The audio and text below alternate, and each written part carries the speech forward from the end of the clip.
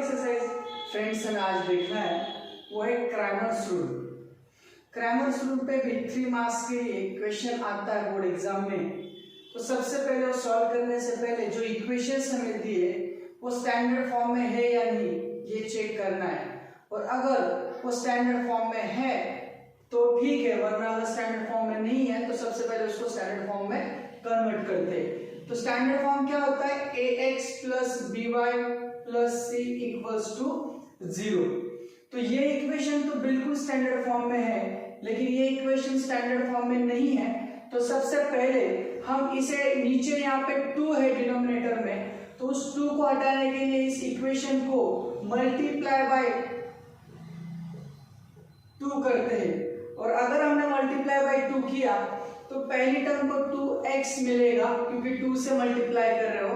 दूसरी टर्म को जब आप 2 से मल्टीप्लाई करेंगे तो y बाई 2 को 2 से मल्टीप्लाई किया, और थर्ड टर्म को भी यानी कि लास्ट टर्म को भी हमने 2 से मल्टीप्लाई किया। जैसे ही ये मल्टीप्लाई किया तो ये 2 और 2 गेट कैंसिल, ये 2 और 2 गेट कैंसिल हो जाएगा। तो यहाँ पे मिला 2x minus y is equal to 1। और यहाँ पे ऑलरेडी हमें पहले वाला जो इक्वेशन वो स्टैंडर्ड फॉर्म में ही दिया हुआ है।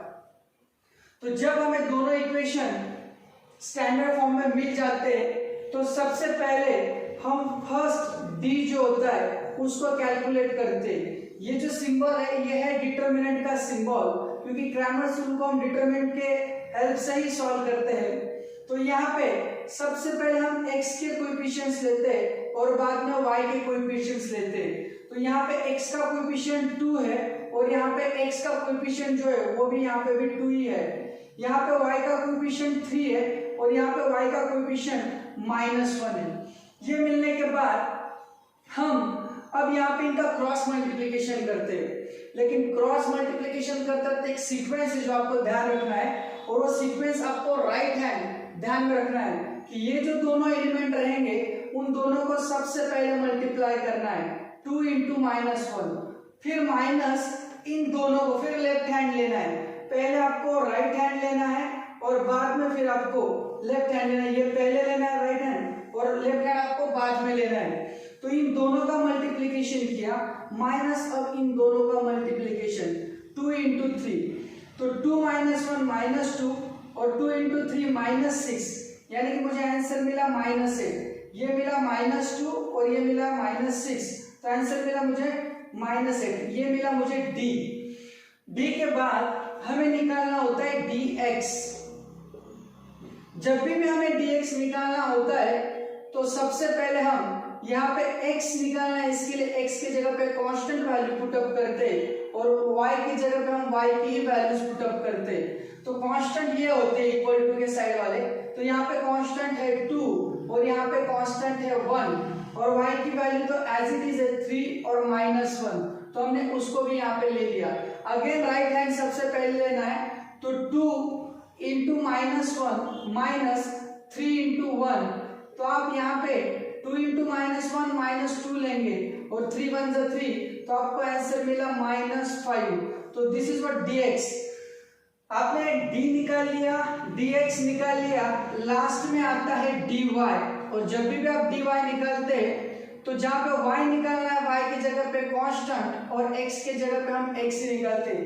ये सीक्वेंस बहुत इंपॉर्टेंट है। यहाँ पे सारे x लिखते हैं, यहाँ पे सारे y, d मिल जाएगा। dx में x के जगह पे कांस्टेंट और y की जगह पे y ही, dy में y की जगह पे कांस्टेंट और x की जगह पे x ही। तो अब x के जगह पे क्या लिखेंगे हम 2, और यहाँ पे भी 2 है, और कांस्टेंट के जगह पर यहाँ पे 2 और 1 है, तो वो भी हमने लिख दिया। अगेन राइट हैंड 2 1 जा 2, और यहाँ पे ये दोनों 2 और इंटू 2, तो 2 1 जा 2, 2 2 जा 4, आंसर मिला मुझे -2।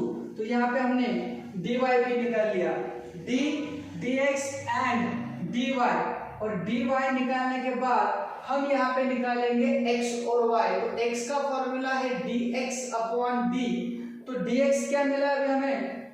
dx मिला है -5 और d मिला है मुझे -8, तो माइनस और माइनस कट हो जाएगा, यहाँ पे कुछ भी डिवीजन नहीं होगा, तो 5/8 ये हमें x की वैल्यू मिली।